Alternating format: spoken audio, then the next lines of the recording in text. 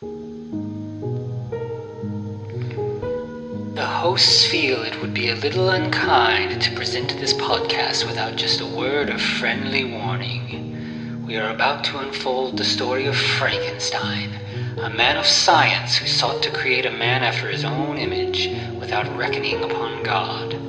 It is one of the strangest tales ever told. It deals with the two great mysteries of creation, life and death. I think it will thrill you. It may shock you. It might even horrify you. So if any of you feel that you do not care to subject your nerves to such a strain, now's your chance to. Well, we've warned you.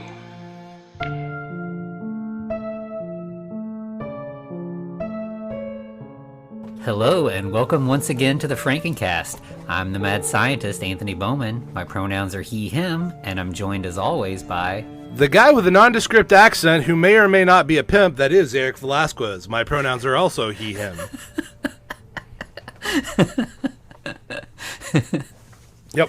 Yeah, we're gonna that scene. We're gonna have to talk about that. Mm-hmm. Yes, we are. We're talking about weird science. Yeah. Well, yeah, this movie, like I think we mentioned last time, this is an 80s comedy for, all the good and ill that implies. Right. There's a lot of really fun stuff, and there's a lot of stuff that it's like, this could have been worse, and they actually kind of navigate it well, and then just suddenly there'll be something that's like, what? Yeah. Why? Yeah. Yeah, so we'll definitely have some things to say about some stuff coming up. But. Yeah, so this is a John Hughes movie for all good and ill that means, right? Mm-hmm. Yeah, this one's, and it's a really interesting outlier. Everything else he did was sort of like based in reality for the most part, Mm-hmm. Maybe not so much like Ferris Bueller, but like, generally like real kids doing real things or real teens, and then this right it is like very not real, but it's still a lot of the same stuff. It's teen tropes and teen, this one's refracted through a lens of weird sci-fi. Exactly. And of course we've got at least one of the Brat Pack in here with Michael C. Hall playing Gary, but we also have Kelly LeBrock as Lisa and Bill Paxton as Chet. And let me pull up who Wyatt is. Yeah, I don't think he did much after this. I'm pretty sure. I think this actually might be like his only role or close to it. He had a lot of TV bits. It is Ilan Mitchell-Smith, and he apparently wrote for some gaming tabletop stuff. Oh, okay. Yeah. I think you said Michael C. Hall instead or of Anthony Michael Hall. Oops. So not Dexter, but right. The other guy. I mean, they're the same person. No, I'm kidding.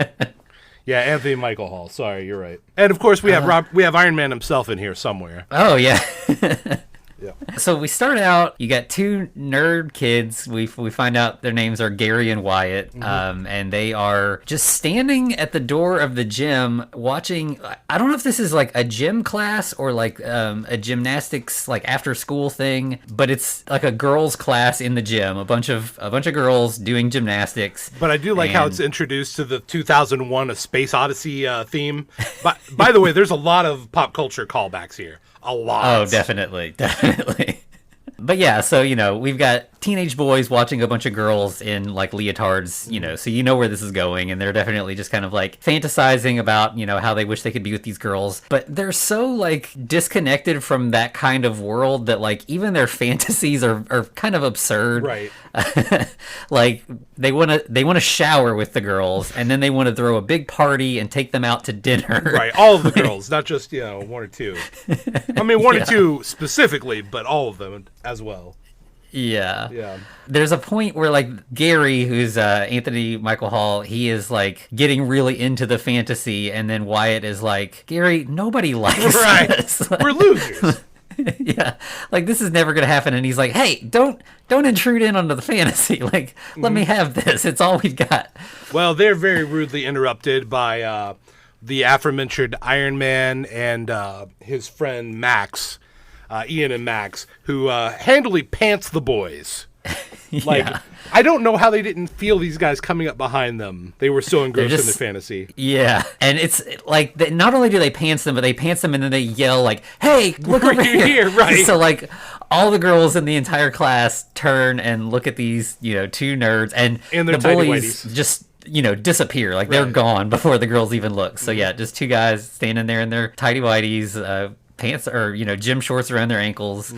So that's how the like cold open ends, and we cut to the credits, which Weird Science by Oingo Boingo. Yeah, the which I think like Danny Elfman is the main guy behind Oingo Boingo, and like I think this might be the first thing he did with movies. Obviously now everybody knows him for movies more than for this new wave band that he had. But, before he was doing all of Tim Burton's everything, he was writing this kind of weird song for this John Hughes movie. Yeah. This was his first taste, if you will. Yeah, and like if anybody was gonna like doubt that there's like Frankenstein stuff going on in this movie, like the song samples Colin Clive yelling "It's alive." Like that's how the credits start basically. Right. And then so we have the credits, and then like we cut to the grave robbing scene from the original Frankenstein film. That's how we tie it back, right? Yeah. So Gary and Wyatt are watching this and kind of discussing the movie. Well, they're not just doing that. They're just discussing horror movies in general, which I'm down for, They're talking about how, well, in their opinion, Frankenstein's not scary. It's more like I Spit on Your Grave and all those exploitation movies. What else was it they mentioned? Dawn of the Dead. Classics that we consider nowadays. Relatively new at the time. And they talk about that some of those like scared them so bad that they like, I think he says like I had to call my grandparents and talk to them for a while before I could go to sleep. Yeah, the aforementioned grandparents that we actually do get to meet. So they're not just mentioned. But then they continue down this like film discussion. This is like what this show is sort of based around, is like nerds talking about movies. But in this case, they're just like, I don't understand why Frankenstein didn't make a woman. Like, why would he have made this dude monster when he could have made like a hot lady? Well, he did. He made the bride.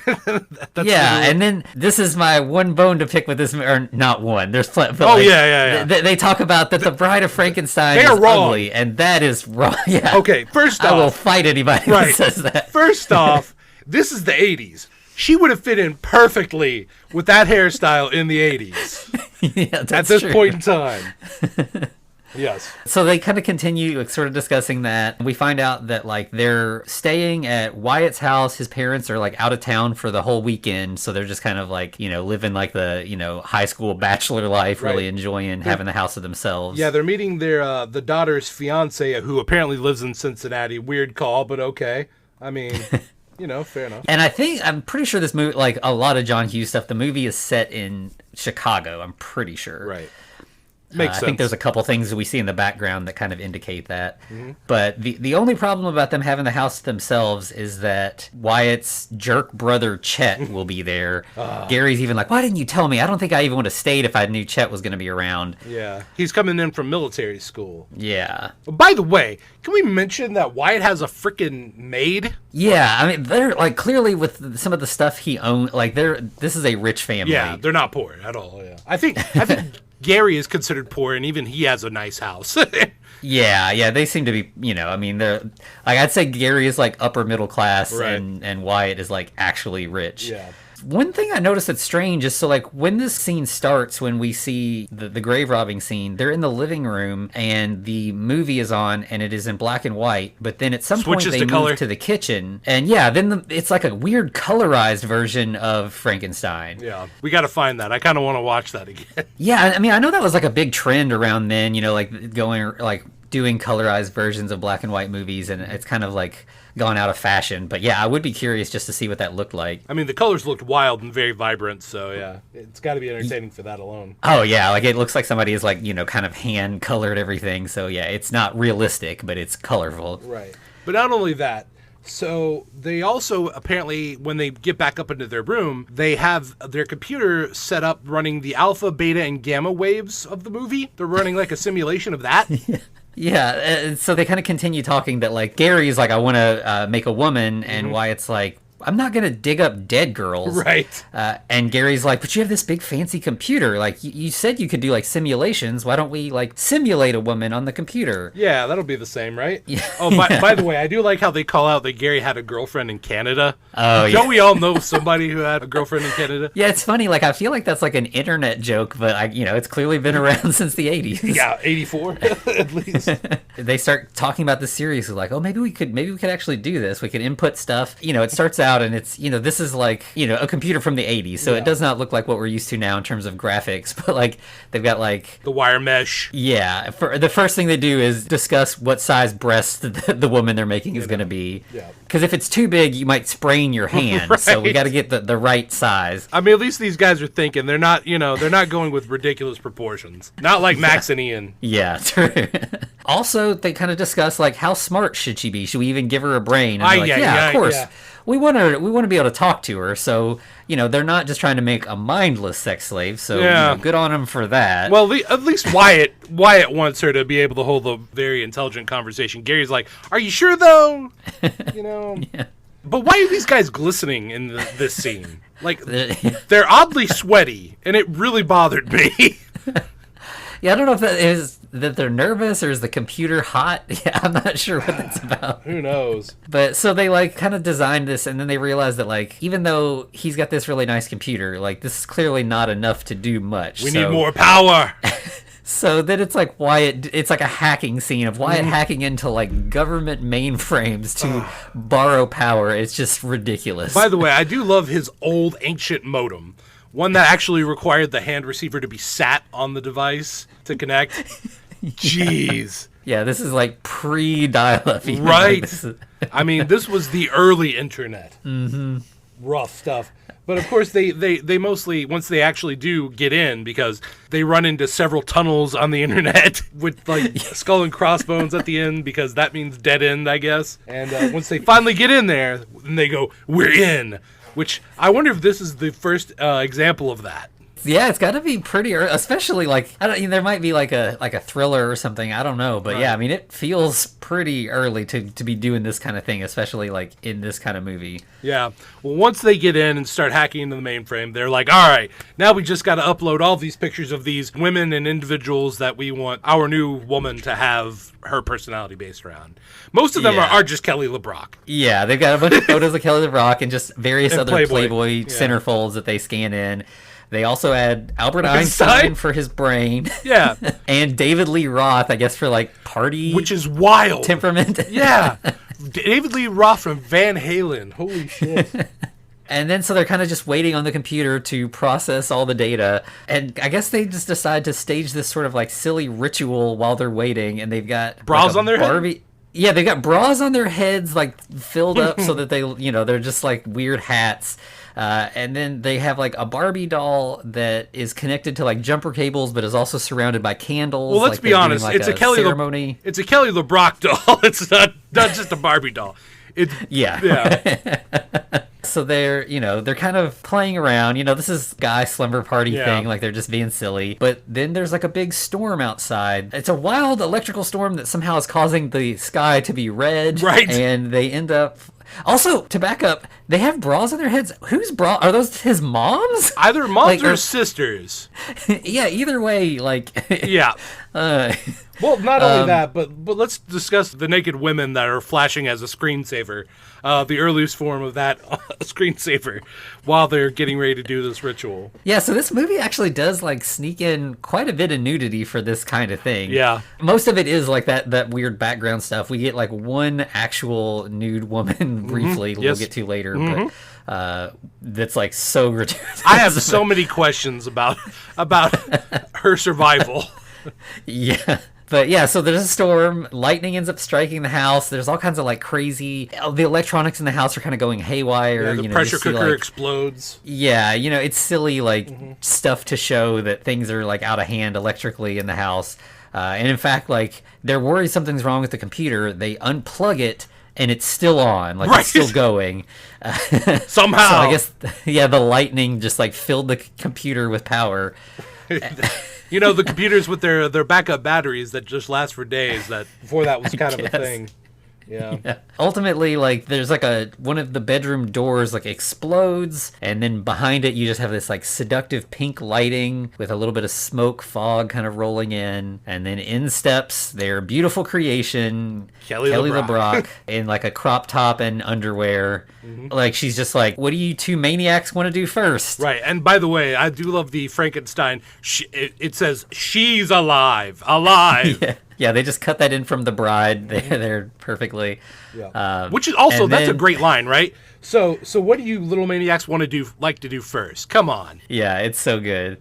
And then that cuts to the three of them in the shower. Yeah. You know, because obviously they talked about they want to shower with a girl. And it's cut so well. Like, so we see the boys from like the waist up, and they're just kind of like huddled in the corner, kind of shivering, sort of. And you just see Kelly LeBrock from the back. So she appears to be, you know, fully nude in the shower, but, you know, nothing is revealed.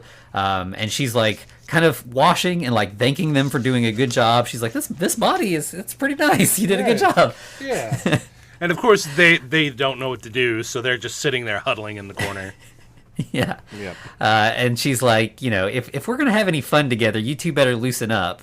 And she steps out of the shower, and then we see that They're wearing clothes. They're wearing jeans. Yeah, they're wearing jeans and sneakers in the shower. Just they were brave enough to get their shirts off, but that's all they were comfortable with just yet. So then we cut to like Gary and Wyatt, and they're discussing like, what do we do next? Like, by the way, they're dressed up in these, I would say, fairly nice like smoking jackets, and Gary, of course, has a juice box.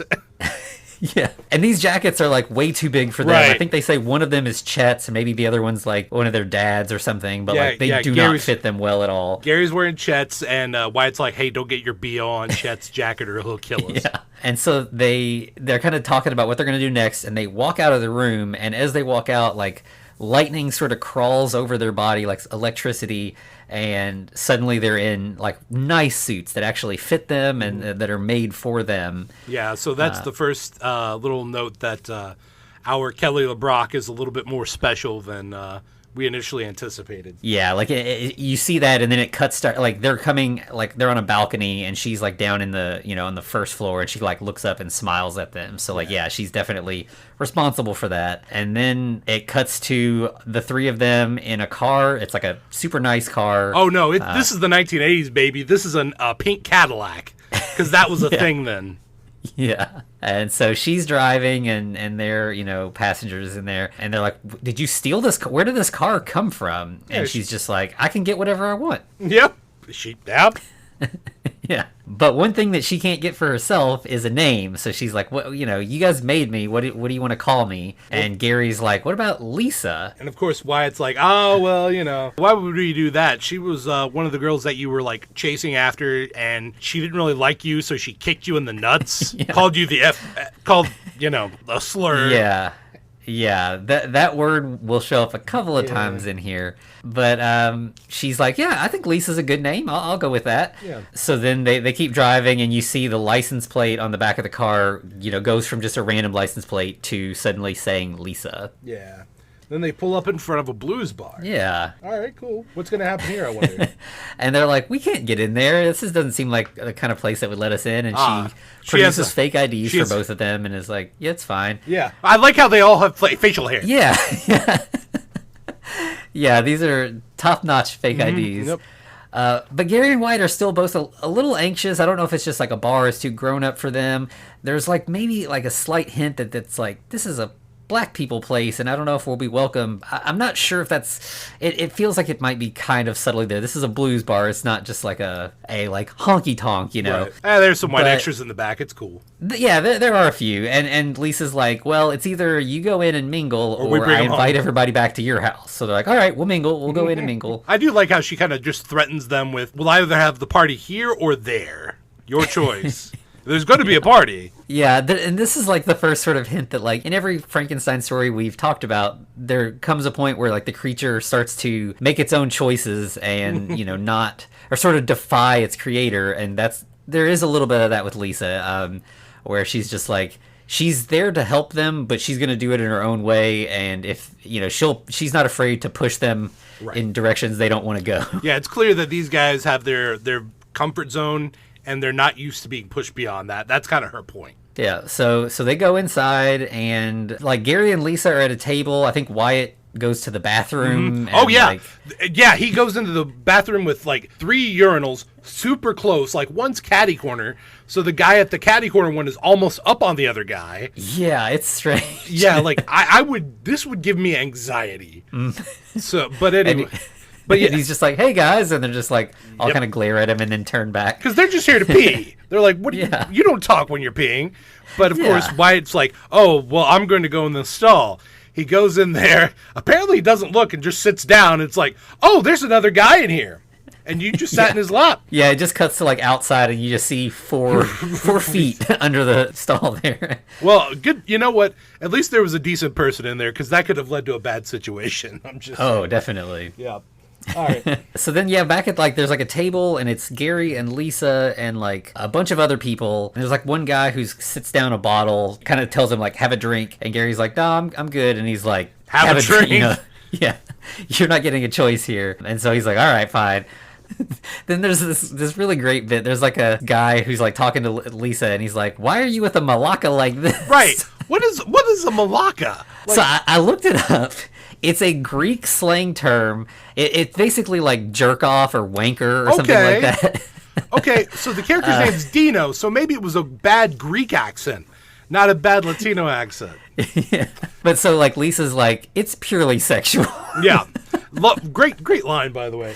And he's like, okay, shit, all right. And Gary's like, what can I say, man? She's into malakas. Right. And of course, not having any idea what the word means, obviously. And everyone gets a good laugh out of that. They're like, all right, the guy's got self-deprecating humor. He's all right. Yeah. And then it just kind of like cuts to later in the night, and now Wyatt's at the table as well. And there's just like, a whole bunch of people around. Everybody's all drunk and comfortable and having a good time. Mm-hmm. But this scene is like, it's right on the razor's edge of being like super problematic. Cause really damn close. I mean, he is underage. But like, so Gary is telling this story. He's telling the story of the original Lisa again, that he had a crush on her and that she eventually kneed him in the nuts and all that. Mm-hmm. But he's doing this sort of like cartoonish, like parody accent of like a black blues kind of person. Right. Like, so he's it's everybody there's having a good time, nobody seems to be offended, but it seems like it's real close to being like over the line. Mm-hmm. But yeah, he's just kind of he's like, yeah, he need me in the nuts, man, and like right. She broke my heart. Yeah. So he kind of tells that whole story, and like everybody, laughing. Everybody's having a good time. And then he goes to like get up and just like face plants. Right. Like, so yeah, he is just way drunk. Then like Lisa and Wyatt are having to kind of like carry him out, but he wakes back up. He's like still like talking to people as they're leaving. He's tossing money around to just like strangers. Like, I don't know what's going on here, but he's clearly like feeling good. Yeah. And as they drive off, he believes he's sober enough that he could drive because Wyatt doesn't even have his license. Yeah. Because he's one of those drunks. Yeah.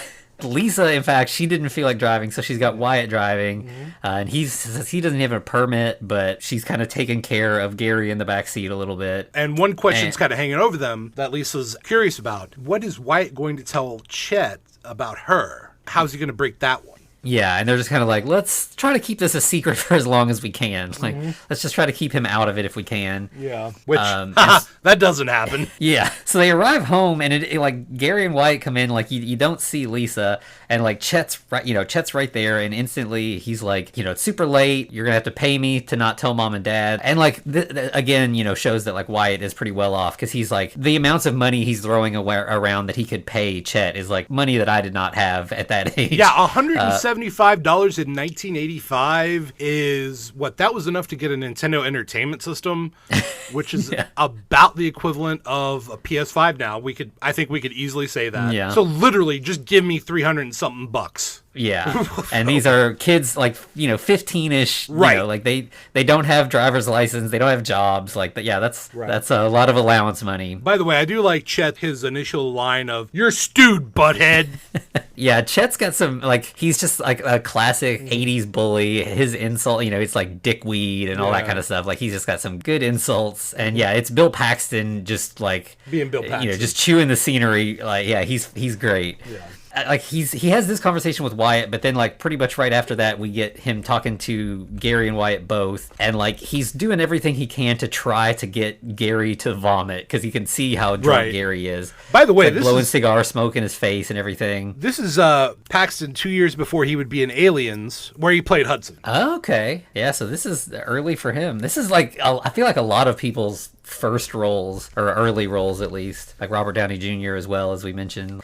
Yeah, so after he kind of he like blows smoke in his face, then like kind of does like vomit sounds, and then he's also like, if he throws up, I'm gonna kill you. Right. He's literally encouraging the behavior that he wants to punish. But so Wyatt kind of like is able to get Gary into bed, and then Lisa comes in. So I'm not sure how she manages to sneak in and get past Chet. She's magic. That's it. Yeah, true. And then we get this scene where like she like kind of pulls him close and like kisses him, and they make out, which is a little weird because like she's 25. She's 25. He's literally, the actor is 15 years old at this time, I believe. Yeah, so that's a little strange, but I'm sure everybody, there was, I don't know, like, I'm sure there was a lot of documents signed to make sure everybody was okay with this. Yeah, I mean, because it's not a stand-in, because you get their faces, and yeah. Mm-hmm. So. Yeah, and she like kind of like grabs his ass, and like, I mean, it's like a very intimate like kiss, but he's clearly like he's nervous and awkward about it, like this is probably his first kiss. Mm-hmm. But she's very like gentle and kind of understanding. Like it doesn't feel like she's not pushy or anything. Right. So then we cut to like the next morning, and you've got Gary and Wyatt. They both wake up. They're in like separate beds in the same room, and they're just by themselves. And they're like, "Oh man, last night was a dream." By the way, did you pick up the weird synthesized Exorcist theme playing at this time? Yeah, I did catch that. I was like, huh. I mean, that would make this scary, but it's not. It's funny because they're like, oh, it was just a dream. Yeah, like the whole, like, how can two people have the same dream? That doesn't make sense. And they're like, well, it makes more sense than what we think actually happened. Like, we could have made a magical girl.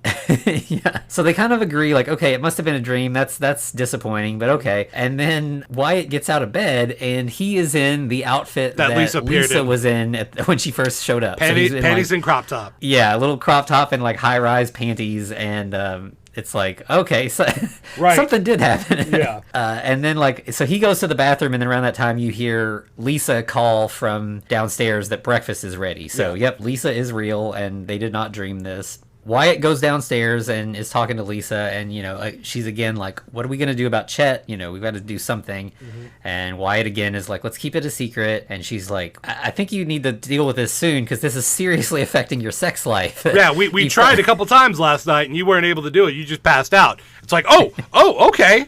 Well, good for Wyatt, I guess. I don't know.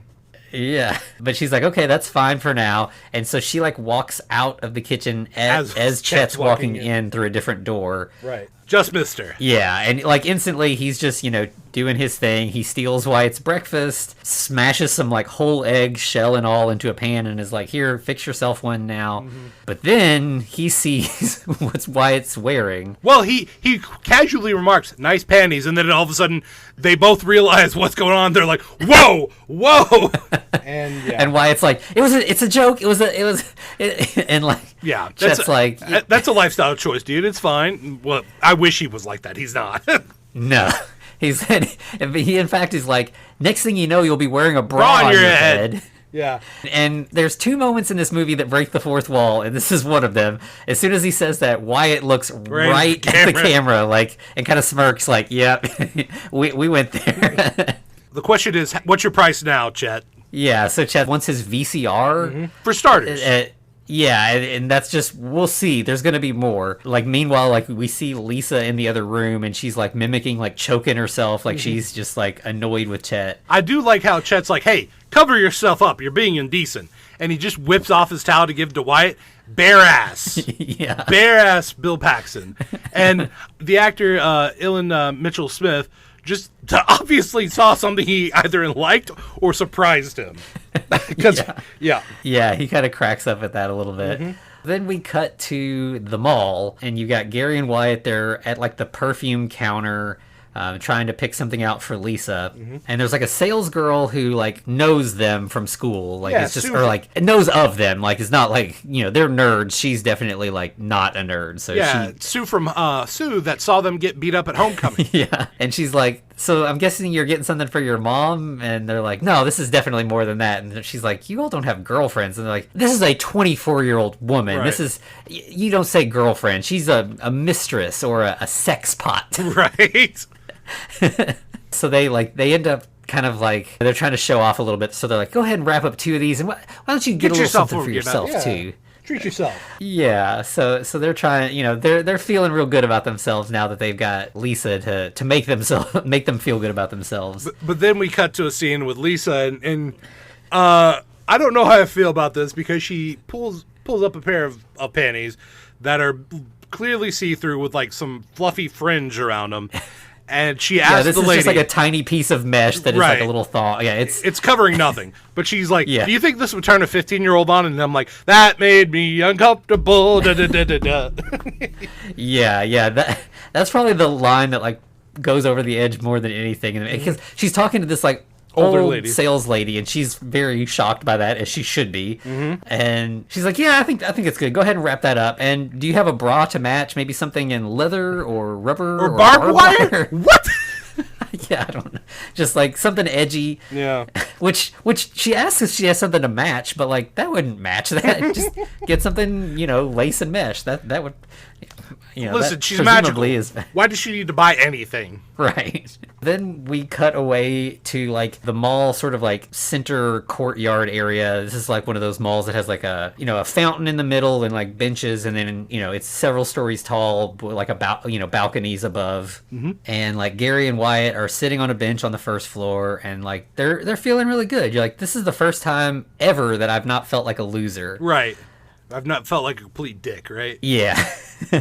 And, you know, but that's going to be short-lived for the moment, because right above them, you've got Ian and Max and their girlfriends, Deb and Hilly. Yep. And they dump a like red Icee that manages to perfectly cover both of Gary and Wyatt. By the way, this is a full-ass Icee. Listen, that's a waste of Icee.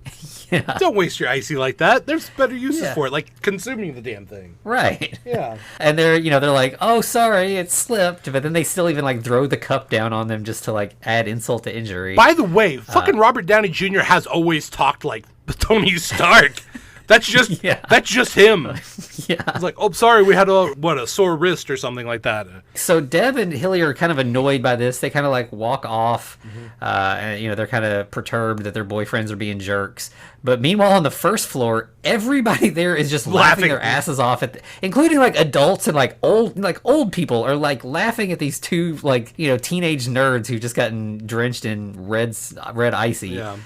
I mean, that was the 80s. Everyone laughed at nerds, right? You know, blah, blah, blah, whatever. All right. Deb and Hilly are kind of like, should we dump them? Right. But they're like, I don't know. Like, if we do, that's going to just completely ruin our social life. Like, they're kind of keeping us popular. So they're kind of like, all right, we'll deal with these jerks for now. And, of course, the guys, you know, come back and ask for forgiveness.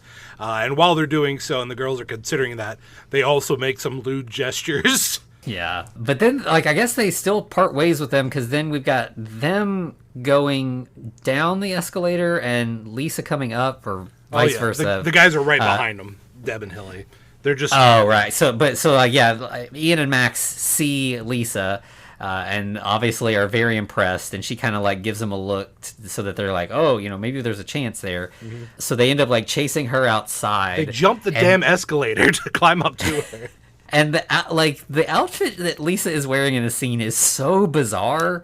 Like, she's wearing like a really tiny little tube top, which, like, sure, that makes sense for like the character that we've got going on. But then she's got like a huge bulky denim jacket over it with a leather vest over that. Yeah, and then she's wearing this skirt that is like basically like a really short denim skirt that then has like a really long skirt of like mesh attached to it. Yeah, it's wild. Well, yeah, it's very 80s. And her tube top says "Big Brother is watching." Yeah. Which that's pretty interesting. All right, fair enough. Yeah. So Ian and Max get out there and they're like, kind of like, we noticed you looking at us. Like, what are you up to? And she's like, oh, I'm out here waiting for my ride. Right. And then we get Gary and Wyatt pulling up. Yeah. And so she definitely like plays it up, makes a big show to like make them look good. Like she kind of flirts with them and like kisses Gary on the cheek, very like. Like he like taps his cheek, like right, and it's very like flirty, and she's showing off for the bullies, like these are my guys. Yeah. She like kisses him, and then she like slaps him kind of gently on the cheek, and he's like, "What can I say?" She likes it rough. Yep.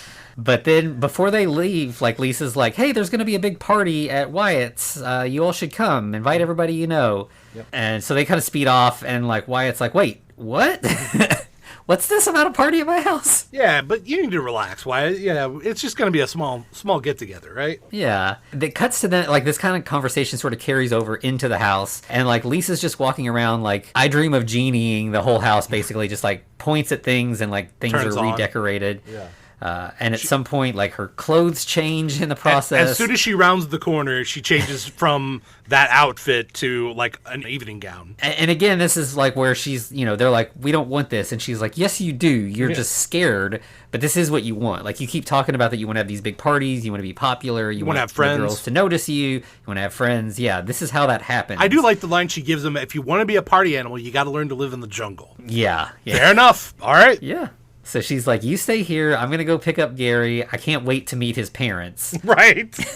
And this is one of probably the weirdest scenes in the movie because, like, she's just, like, intentionally antagonistic with his parents for no real reason. Like, it doesn't help things at all. Yeah, his parents seem maybe a little bit strict, but just, like, pretty normal otherwise. But she's making herself some drinks, and the dad's like, is she a student? She looks a little old. They call her mature. Right. They're like, what are you doing tonight? And like she says party while he says movie. And then he's like, it's a movie party. It's a party where we're gonna watch the movies. And she's like, no. it's gonna be your standard high school orgy, sex, drugs, rock and roll, chips, dips, chains, whips. Whips, I love it. But she's like, yeah, it's just going to be a bunch of high school kids running around in their underwear, acting like animals, but there won't be any, like, candle wax on the nipples. It's not that kind of party. That's too far, the BDSM. It's a little bit too much. And so, obviously, they're not having this. Like, they're not wanting their 15-year-old boy to go to a high school orgy. So they're like trying to kick her out and send him to his room. And he's like, yes, sir. Yes, ma'am. I'll go. And she's like, no, wait, I got this. Yeah. And she's like, he's a good kid. He works hard. He deserves a party. He needs more sexual gratification than just tossing off to magazines in the bathroom. Right. Way to call him out, man. Damn. And like the spiral of everybody panicking from that sentence is hilarious. Like he's like, I swear it never happened, Mom. I just and she's like, you said you were combing your hair. I was combing my hair. Yeah, Dad's like neither one of them want to admit that that's going on. Right. And it's pretty great. It's like, be realistic, folks. But yeah, so the dad wants the mom to call the cops. He is done with this crap. It's time to send this lady out of here. But then Lisa pulls a gun on him. Overreaction a little bit, I have to say. Yeah. And it's pretty great. Like, she's holding the gun on him, and she's like, go ahead. And he's like, make your day? Yeah, I mean, she does the Dirty Harry impression for a little bit, right? Yeah. So then, it just cuts to Gary and Lisa peeling out of the driveway. And Gary's still, he's pretty upset. I'm going to have to go back to that, and they're going to be pissed. And she's like, if you don't cheer up, I'll blow your face off. And squirts him. Yeah. It's like a really very realistic gun, but it's a water pistol. She squirts him, and she's like, don't worry, they won't remember any of that. Well, it turns out Dad definitely doesn't remember because it's him reading a magazine, and the mom's like, oh, Gary was acting a little weird earlier. And he's like, who the frick is Gary? That's such a great joke. And then kind of it carries on for the rest of the movie. Like, it's fantastic. Lisa and Gary get back to Wyatt's, and they're all kind of discussing the party a little bit. And this is so nonsensical, but it's so great. Like, the doorbell rings, they go to answer the door, and literally, the entire school, they're all just waiting on the front lawn. Like everybody's arrived at once en masse, ready to go to the party. Who's ready to party? And everyone goes, yeah! Yeah. And so then we get like a scene of like them like swarming the house like locusts. You know, you see like a big snack table that is instantly decimated to just like nothing. By the way, what kind of party has cakes, pastries, and like a tart? Yeah. Yeah, clearly, like, Lisa is classing up the joint for sure. Yeah, no doubt. But Gary and Wyatt are still, they're the nervous introverts that they've always been. So they are up in the bathroom hiding, talking about, like, what do we do? And for some reason, it's very strange. Like, Wyatt is, like, he's sitting on the toilet, like, actively going to the bathroom while Gary is just talking to him. Talking to him. And there's several, like, you know, there's a lot of like bathroom humor as they're talking and everything. Meanwhile, like downstairs, the bullies have arrived. They go straight to the bar. Yeah, they're ready to drink. And it's the guy from the Blues Club who wanted Gary to drink earlier. And they're kind of like, just go ahead and give us the whole bottle. And he's like, how about I just shove it up your ass? Yeah. It's like, oh, okay. Like, well, okay. How about on the rocks? Is fine. Yeah. That's what I thought you would say. Yeah. So, kudos to them bringing that guy to just fuck with the bullies. And then at some point in the party, we get a, like, parade of, like, nerds on mopeds, like, shows up at the house. They're wearing Devo hats. And they're on mopeds. It's like the whippet hats, the little, like, conical pyramid kind of hats. They were flower pots. They also have, like sirens on the top, like, flashing lights. It's amazing. So like they ring the doorbell and they're like, we heard Wyatt's having a party. Can we come in or should we just go? And everyone's like, yeah, leave. And Lisa's like, no, come on in. You guys are welcome. Well, these people were clearly the nerds because they were already ready to accept leaving.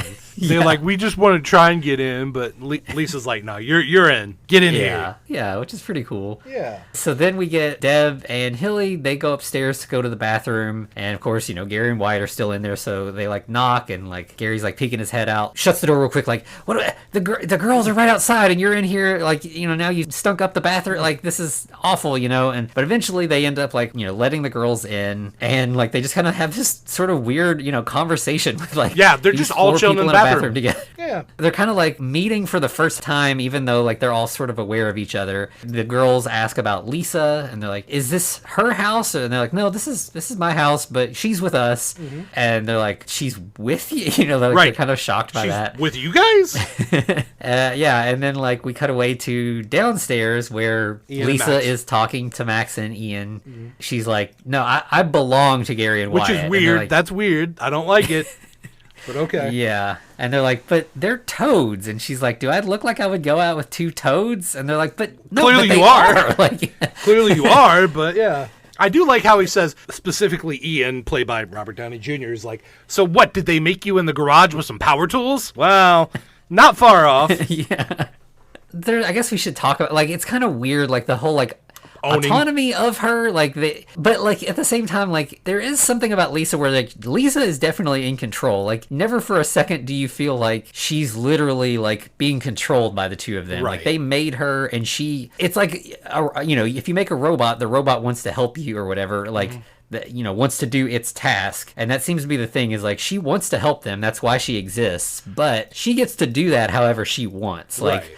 I think it's fair to say that it's more like they belong to her, at least at this point. Yeah, I think that's pretty accurate, really. So there's some autonomy stuff there, but like I feel like it's handled in a way that like it's hard to be too offended by that. There's other things in this movie to be offended by, but that manages to, I think, stay on the safe side of the line for the most part. Yeah, I mean, there's clearly implied consent, on all parties involved. Yeah, I think so. Yeah. So then, from that conversation, we cut to the girls again up in the bathroom, and like Gary and Wyatt like end up getting into the shower to give the girls some privacy. Well, before they do though, they're nervously jingling their pockets, and it's like, it really looks like you're doing something you shouldn't be doing right in front of these girls, my guys.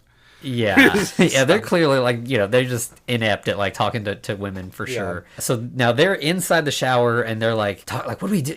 It seems like they kind of like us. They want to talk to us. This is weird. How do we handle this? You're right. So they're like, all right, let's go out. We can do this. And they step outside, and Deb and Hilly are gone. Right. In their place are two like quote unquote like unattractive girls. Like this is, an 80s like sight gag basically. And they're just like, ugh, not them, which terrible. Yeah. Meanwhile, we see that Deb and Hilly have gone downstairs, and now they're getting to meet Lisa, and they're kind of asking her about like, Gary and Wyatt, and she has a great line where she's like, if you get a chance, shower with them. It's amazing. I did. It's a mind scrambler. Right.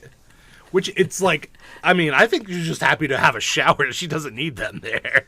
They did nothing. They contributed nothing. Yeah, it's just, she's just talking them up, which is cool. She's like, that's really what, like, Lisa is. She's their hype man. Yeah, the boys think they've created a sex robot to, like, attend to their needs or whatever, but what they've actually done is create a person to get them to a point where they can have, like, a normal, happy social life and have a sexual relationship with a person that's real and cares about them and stuff. And so this is her doing her task where she's like, you should talk to these guys. I think you would like them. Yeah, they've created the ultimate wingman / hype man, or woman. Yeah, definitely. Yeah. Well, then we're introduced to two older people. Turns out they're this really nice restaurant. They're eating some cake, which I don't know if that's social commentary or not. Don't know. But they're like, oh, I think we should visit our grandson. He's all by himself with his older brother, maybe.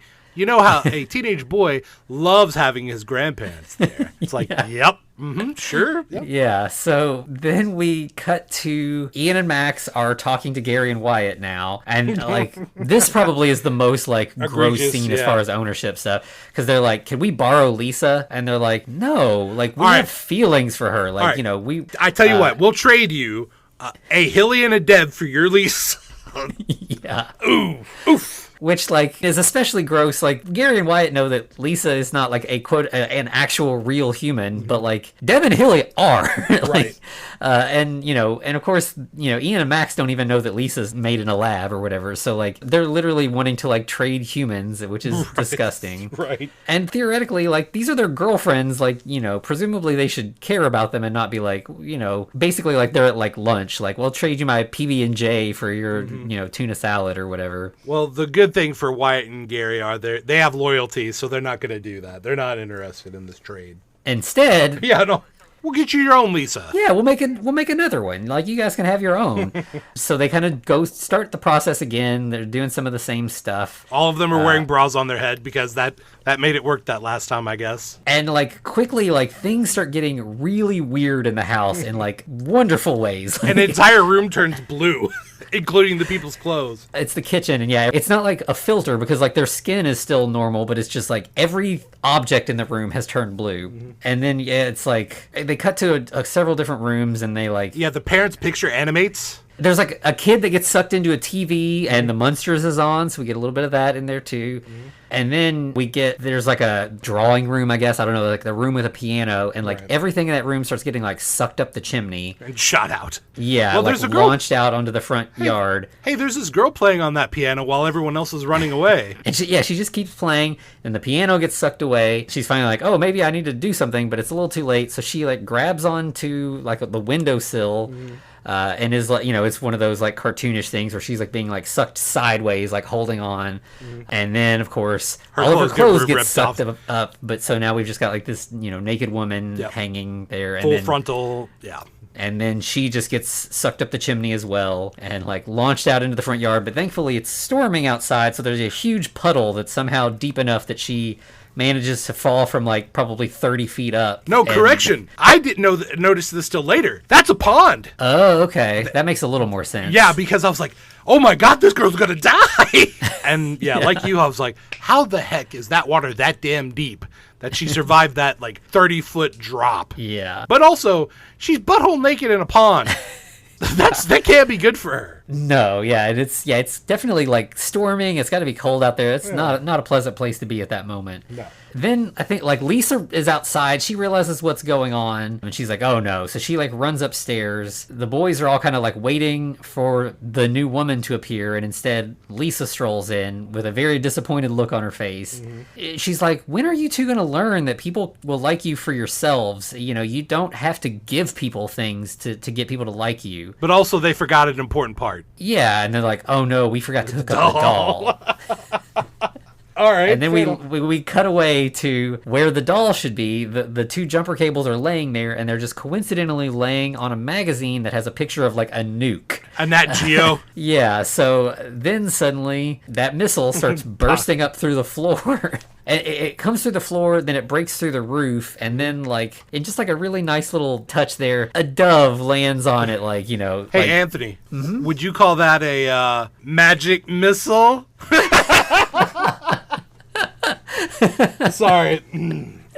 I've been holding that one in the pocket all day. All right. So yeah, then we come back downstairs, and Wyatt's grandparents have arrived, and they're not happy to see a big party going on in their, you know, their daughter's house. Right. So when they're busting in, they're slapping the kids with their caps, and they're like, "Get away, you disgusting tramps, you Hoosiers!" Well, I didn't know that was an insult. I caught that too. I was like, so I think that must be because, like, this is in Chicago, so it must be like those Indiana people over there. Right. They're the trash. Oh, ouch. And I say that as someone who is currently in Indiana at this very moment. I grew up there, so. But yeah, I definitely enjoyed Hoosiers as an insult. Yeah. But so, you know, Lisa ends up coming downstairs and, you know, confronts the grandparents. She's like, "It's okay, we'll take care of this." So she runs upstairs to Wyatt and is like, "Your grandparents are here." And he's like, "What?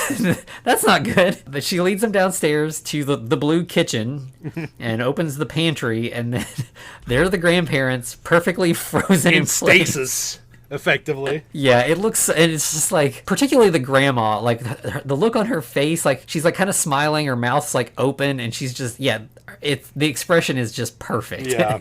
I hope she got paid extra for that, because that was a good bit. Yeah, it's really good. And obviously Wyatt's like, what did you do to my grandparents? They'll never like, grow. It's fine. They're not aging right now. They're perfectly happy. It's okay. It's almost like she killed them, but she didn't. You know? Yeah. And Lisa is still like, "You guys need to, what are you doing, like hiding upstairs, doing this stuff with trying to make another girl? Like, that's not what this party's about." They're not listening, and so she's like, "I need to come up with another challenge to force them to, you know, release their inner courage." Yeah, like, these guys need confidence. Yeah. So, again, showing that she has her own, like, agency and will do whatever she wants, even if Gary and Wyatt definitely would not want her to do this. She conjures up this, like, gang of, like, post-apocalyptic biker mutants. Okay, so these are the guys. This is a movie mashup, okay? Because we have Wes from Mad Max, The Road Warrior, and then we have Pluto and Mercury, I'm pretty sure, from The Hills Have Eyes. Michael Berryman, and I forget the other actor's name. But, yeah, Wes is played by Vernon Wells. And instead of having the Golden Youth guy, there's a young lady in the... Yeah. Because, you know, homophobia and all that, I'm sure. But, yeah. So, yeah. We have that lovely group. Yeah, and they, like, you know, ride their motorcycles into the house, up and down the stairs. They're just, like, destroying Wyatt's house. They're, like, kind of calling out, like, trying to, like, scare everybody. And, like, Gary and Wyatt go, like, hide in a closet. And Lisa's like, "You need to eject our uninvited guests. Like, this is your house. You need to take control." And they're like, "Bravery is an outdated concept." Right. We have no shame. We prefer dishonor over death. Yeah, and she's like, "What would John Wayne say about that?" And he's dead. Like, "He's dead. We don't care." So, you know, for all the good things Lisa's doing, in this case, I gotta say, you know, like, yeah, she's kind of pushing, like, that they need to uphold some sort of standards of, like, masculinity, and they're just like, "No, we don't, that's not us. We don't need to be that." Right. So good on them for that, for not feeling the pressure to be that kind of manly. But eventually, the leader of the bikers punches through a wall and rips them out of, like, the back of the closet. It's so like, we're now going to they're take you out of... whether they like it or not. Yeah, we're ripping you out of your comfort zone versus you just walking out of there. And he immediately starts insulting them in front of all the people in the party. Like, talks about that they were so scared they had to wear their jeans in the shower with a beautiful woman. Yeah. So they're just kind of like making them a laughingstock of the party, forcing them to maybe get involved. And still, they're just like, "Nah, we're just gonna stand here." And then they grab Deb and Hilly. Uh-oh. Yeah. So that, again, I feel like that's the right thing. Like, Gary and Wyatt are like, we're not going to be violent against, like, there's no point, like, it doesn't serve any purpose. But now they're like, these are people that are good people and we care about them. So now we're going to get involved. Like, we're not going to stand for that. So that feels like rising above, like, generic toxic masculinity and, like, being a little better. So good for them for that. Yeah. And in fact, like, still, they're not going to, like, lean into violence. Gary starts trying to intimidate them into leaving, you know, just starts yelling back at them. He does use the F word again, so I think that's the third time that it's used in this movie, right? Which is rough. But then that doesn't doesn't work, so he pulls a gun on them. And we're like, oh, okay, this is the squirt gun, so obviously nothing bad's really going to happen. But that's enough to intimidate the bikers into being like, oh, maybe we need to take a step back. Yeah, and somehow Gary manages to get the shotgun. Like the main guy has like a shotgun. He fumbles or whatever, and like Gary has it. So they both have guns now. Or Wyatt. Wyatt has the shotgun. Gary has the pistol. Oh, right. And so they're like, okay, we're sorry. We'll leave. You know, you have a lovely home. And the best one is, you know, Michael Berryman, who in real life is like apparently just like the sweetest, nicest man, but like, you know, always plays scary dudes because he's just got a scary visage. Yeah. But he's like, can we keep this between us? Because I don't want to lose my teaching job. Right. And then he's very polite as he leaves. Bless you. Yeah. And you know, they end up they give the leader back his shotgun and he takes it with him, but they all kind of like leave on their motorcycles.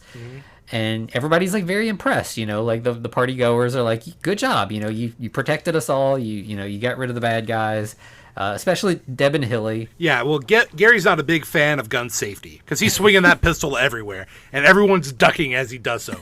Good for them, bad on him. Yeah. And, you know, Wyatt's like, where did you get a gun? And he's like, don't worry about it, it's fake. And then he fires it, thankfully not at anyone. Right. And it is not a water pistol anymore. It's a real gun. He hits the chandelier and we get that little gag, which is fun. Yeah. And, you know, Lisa's proud of them, too. She's like, that's my boys. Like, they're, you know, standing up for themselves and protecting Deb and Hilly. Yeah. So, yeah, then we kind of cut to, like, these two sort of separate scenes where you got Hilly talking to Wyatt and Deb with Gary. Yeah, and Wyatt asks to kiss her, and she's like, yeah, you know, yeah, you can. And, you know, he's like, what about Ian? And she's like, you know, everybody makes mistakes. Right? Which, good play on it. Yeah. Meanwhile, upstairs, you got Deb talking to Gary, and she's very intimidated by Lisa. She seems more so than Hilly. She's like, you know, how can I compare to her? Like, what's your situation with her? Do you love her? And he's like, yeah, I do, but it's more like an older sister. Right. And she's like, but she's so beautiful. She has such a great body. And he's like, yep. She definitely is beautiful and does have a great body. But if I had to do it all over again, I would make her look a lot like you. Yeah, which is really sweet. He's like, you know, Lisa's everything that I wanted in a woman before I knew. Until I actually knew what I really wanted in a woman. Like, now that I understand myself better and what I need, you're what I need. Yeah. So yeah, very, very sweet moment between them. So they kiss too, and then it just cuts to the next morning. Chet gets home. He's been out hunting. Yes, he's a duck hunter because in the 1980s we had a big video game about that, and it was very fucking traumatizing. That stupid dog. Yeah. So yeah, he's got a rifle and, you know, is in all camo and holding like a string of dead ducks. And of course the house is just a complete wreck. And he's like, you know, yelling for Wyatt, kind of walking around. He goes into his bedroom, and we had not seen what happened in his bedroom from the weird freak out. And it's snowing. Inside. It's just, snowing just in his bedroom. That's it. He takes it really well. What? Yeah, he's not happy about that. No. So he goes to Wyatt's room. Gary and Deb are in there in bed together. I do like how he just moseys past the missile. Yeah, it's one of those things where it's like sensory overload. There's just too much to process. So he's just kind of like going back to, I got to go find Wyatt and bully him because I know, I understand that. Right. Yeah, so he finds Gary and Deb instead, and he like pulls his shotgun on them and like pushes it into Deb's face. Like there's like points where she's trying to talk and can't because like her lips are like literally like shoved with the shotgun. Yeah. He clearly like, you know, wants to know what's going on. Where's Wyatt? He's kind of threatening them. They're just like, we don't know. We just woke up. Like he's around here somewhere.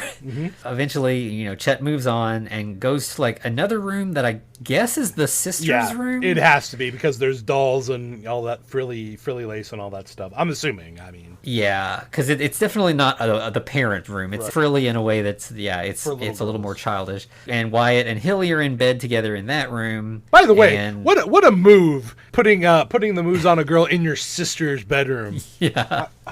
Fair enough. I guess I don't know. I guess it's like I wouldn't have been surprised if they just tried to put moves on the girls in the room with the two beds next to each other. So at least they were smart enough to go separate rooms. Yeah, they needed some privacy, I guess. Yeah. Chet obviously wants an explanation, and Wyatt's like trying to explain, like trying to tell the truth, but like the truth's so unbelievable that Chet's like, what? What actually happened? And he's like, let's go. Lisa can explain. Let's go talk to Lisa. Yeah, she'll clear this up for us, right? So then we cut to downstairs in the blue kitchen, and you got Chet and Lisa and also the 4 high schoolers. I like how they're all lined kinda up like in a military line almost. Yeah. Mm-hmm. Also, the pantry doors open, and you see the frozen grandparents. Hey, Grandma, pop. Yeah. At first, he just talks to him, and he like walks away, and then he's like, "Wait, what? What's going on with the grandparents?" And Lisa again is like, "They're fine, I promise." Mm-hmm. Lisa's also like, "Gary and Wyatt, why don't you go ahead and take the girls home? Chet and I will get this all straightened out. We'll talk. It'll be fine." Mm-hmm. And she's like, you take the Porsche, you take the Ferrari. Yeah. So they leave, and Lisa's like, you need to be nicer to Gary and Wyatt. Well, of course, he wants to butter her muffin, as he says. Yeah. Yeah, uh-huh. And he's like, why am I going to listen to you? And she's like, because I can be a real bitch when I don't get what I want. Mm-hmm. And then we cut to Gary driving. Yeah, he's in the Ferrari, right? Yeah. And he is like clearly speeding. Like, he's going crazy fast. Right. Deb's like, how fast are you going? And about he's like, 35 miles an hour. 30? Sort of. And it's like, it's the RPMs. Right. Like but so like they pass some cops. The cops try to chase them, but like they can't, the cops can't even keep up. Like he manages to outrun the police in this thing. Goes under a train crossing, basically cuts the cops off at that point. Yeah, so he manages to get Deb home, and then at the same time, Wyatt gets Hilly home, and like he gets out to walk her to the door or whatever, and he's like, "I'm not going to see you again," and everything. Like they're doing this sort of like post-date thing, and they kiss, and then like in a sort of mirror to his first kiss with Lisa, he kind of like reaches around and like grabs her ass, and she's kind of like into it. Yeah. So they kind of have like a nice little moment. Then she kind of walks up to the door, and he's like on the sidewalk, and he just yells, "I love you." Kind of forward, kind of early, but okay. She's okay with it. Yeah, it's a little soon, but she seems cool with it. Mm-hmm. But then like all of the sprinklers on the lawn go off and just drench him, and just like a great sort of like 80s gag. Yeah. But he don't mind. He's on cloud 9 still, so there you go. Yeah. And then we cut to Gary and Deb at her house, and he's like, "I just want you to know, like, I'm not this cool. Like, this isn't my car, this is my clothes, like I'm a huge nerd. This is not me." Right. And she's like, "Why are you telling me all this?" And he's like, "Because I care about you for real, and like I want you to like me for me, me for me, not like all this extravagant stuff." And she's like, "Whatever you are, I like it," which is nice. So yeah, it's a really sweet little moment with them. And then we cut back to the house, and Lisa has turned Chet into like this weird toad creature. Right, like a pustule toad thing. Yeah. He's a very moist puppet. He's very wet, and there's occasionally just like fart sounds coming from him. Yep. Occasional eruptions of some liquid. Yeah, but he still has like Chet's military crew cut. It's pretty great. Mm-hmm. He's like, "I promise I'll be nicer to Gary and Wyatt. Just turn me back." Mm-hmm. And she's like, "I will, but it's a slow process, so you'll be fine here in a little bit." We'll also promise off. to be a better brother, and maybe I'll turn you back too. Yeah. And he's like, "You want to shake on it?" And then nope. Lisa's expression to that is just like, nope. She's like, "Nope, I would rather not."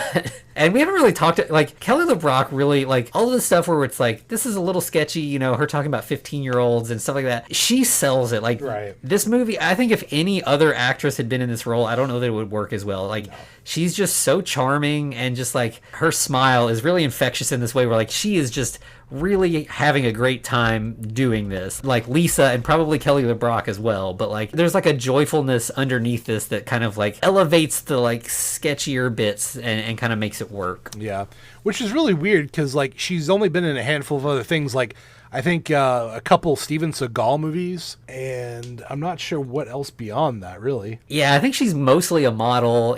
I think she was this her first role? No, she was the Woman in Red in The Woman in Red, if you've seen that. I mean, that was her first one. Okay. Which was with Gene Wilder, by the way. I feel like those kind of, the Steven Seagal movies, I haven't seen those, but I'm sure she didn't get to do much in them. Right. I'm sure she was like eye candy. Yeah. And, obviously she's eye candy in this as well, but she's given like a good role. Like she gets to really play off of pretty much every character in the movie. Like she's sort of the main character in a way. Mm-hmm.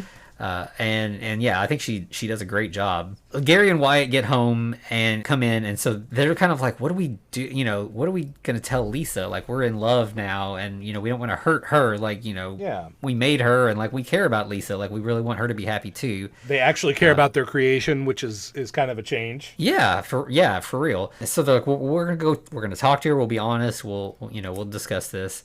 As they go inside, there's like this nice little. You see the cars behind them just disappear. Yeah, so it's like, kind of giving you the inclination that things are starting to change. It's almost like a Cinderella thing. Like, things are winding down. We're getting back to normal life here soon. Right. So they come inside and they see, the Chet monster In full glory, by the way. You get the entire puppet in this one with his little scrawny legs sticking out to the side. Yeah. And he's like apologizing to them, and then he eats a fly because he is a toad.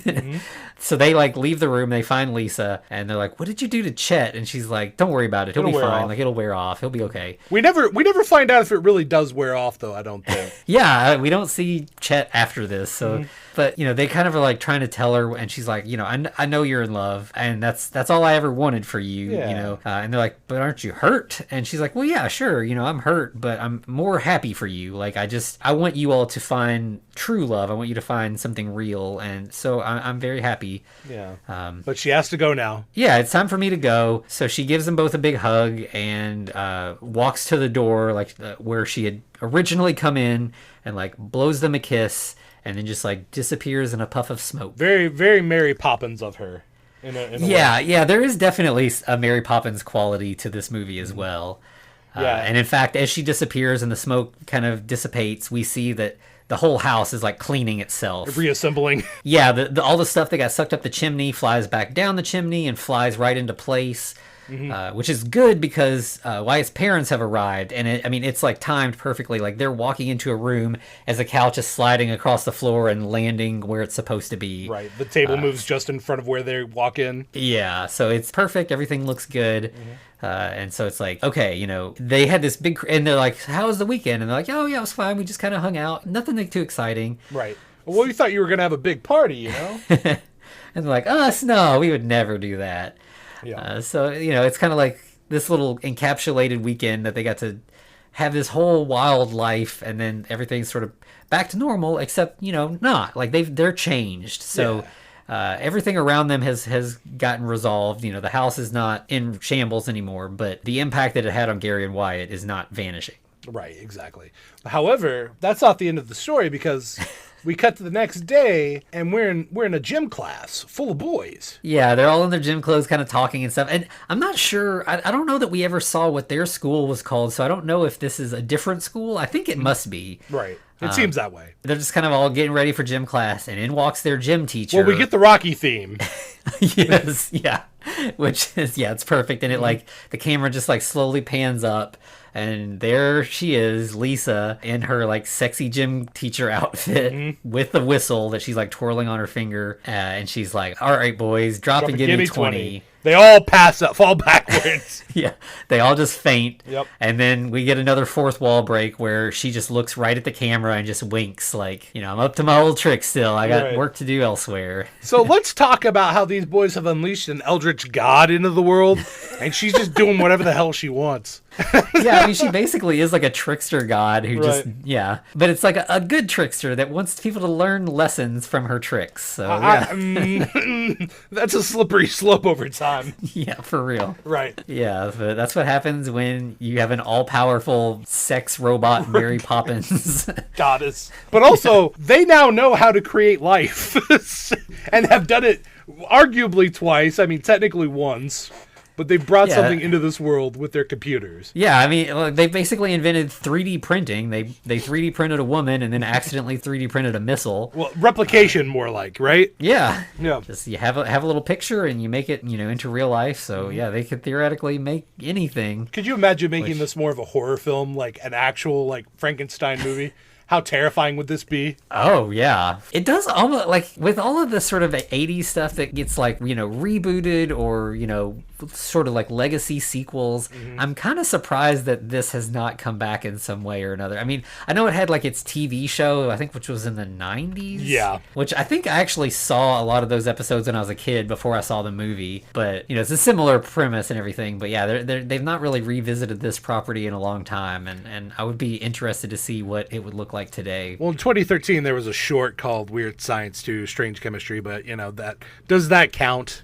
You know? Yeah. I'm sure it was like a student film kind of short thing. Yeah. But yeah. I wouldn't mind tracking that down. That'd be fun to watch for us. But yeah, like a feature that, you know, gets like, you know, studio money. It would be nice to see what they come up with now, whether it be a reboot or you know, a sequel where like Gary and Wyatt are, you know, I mean, like, you know, Anthony Michael Hall was just in the Halloween Kills movie, so he's down for some legacy sequels. So yeah, get him, call up Ellen, and have them just be grown-up Gary and Wyatt. And I mean, obviously we can't have Chet, unfortunately. Rip Bill Paxton, but yeah, I mean, the rest of the cast I think is still up and probably able to do it. So why not? Yeah, it would be fun. Yeah, so that's, I mean, you know, it's a fun little movie. There's, you know, like as we said, 80s comedies always got to come with a warning. There's going to be some dicey stuff. Yeah. Specifically, you're going to get uses of the F word because that's what people did back then. Yeah, casually dropping those bombs. But, you know, as far as like the gender stuff and like the having like a sex slave stuff, it's handled better than one would assume. Like if you describe the plot of this to somebody, they would look at you sideways like, what? Yeah, so, you know, good for them on that, I guess. Yeah, give it a shot. Yeah, and, you know, it's a lot of fun. It's just a good, silly, fun movie. Yeah. All right, Anthony, you know what I'm feeling nostalgic for Japan a little bit. How about you? Yeah, we have you know, we went to Japan in our like little second run of movies, and that's been a while. So yep, it's time to go back. But this time, instead of going to Toho, let's get a little anime. Yeah. Kyofu Densetsu Kakai Frankenstein. Yeah. So yeah, we're super excited about this one. This is one that I'm not super familiar with, so I'm excited about checking it out. I hear it's a pretty good adaptation, and if things all go according to plan, we should have a special guest. We'll talk about that next week, but yeah, it should be a good time. By the way, this is 1980s style anime, so there's going to be blood, there's going to be guts, there's going to be violence. It'll be a great time. Yeah, it should be a lot of fun. Where can they find us, Anthony? So you can find us on Twitter and Instagram and Letterboxd and YouTube at The Frankencast. You can email us at thefrankencast@gmail.com. And, of course, you can find us at patreon.com/thefrankencast. Yeah, we need that funding for our special science projects. Yeah, it's been going really well. We're having a good time over there. I think we just dropped our, like, 5th episode a couple days ago. So there's a lot going on there. And, you know, for $3 or $5 a month, you can pretty much double the amount of material you're getting from us. Yeah. It's a fun time. There's a lot of good stuff over there. And it's given us a chance to branch out. Like we're gonna keep watching every Frankenstein movie we can get our hands on here in the main feed, but there we're, you know, reading books and watching the Munsters and just talking about other stuff, you know, just talking about various Frankenstein related ephemera, and you know, it's been a lot of fun. Absolutely. And obviously don't feel obligated to donate financially. As long as you interact in some way, that's enough for us, you know? Just let the evil algorithm know that we're worth your time. Yeah, however you feel comfortable and are capable of, you know, we just like getting that validation so we know, you know, people are into what we're doing so that we, you know, want to keep doing it. Damn it, we're neurodivergent and we need you to tell us we're doing a good job or we're afraid we're failing. Yes, exactly. All right. Well, we got anything else? I think that's it. All right. In that case, to be continued. Looks like you survived another episode. The Frankencast is a production of FCR Media. It's hosted by Anthony Bowman and Eric Velasquez. Follow us on Twitter at The Frankencast or send us a letter at thefrankencast@gmail.com. Our cover art is by Amanda Keller. You can find her at Keller Illustrations on Instagram. Our theme music is by Vivek Abhishek. Thanks for listening.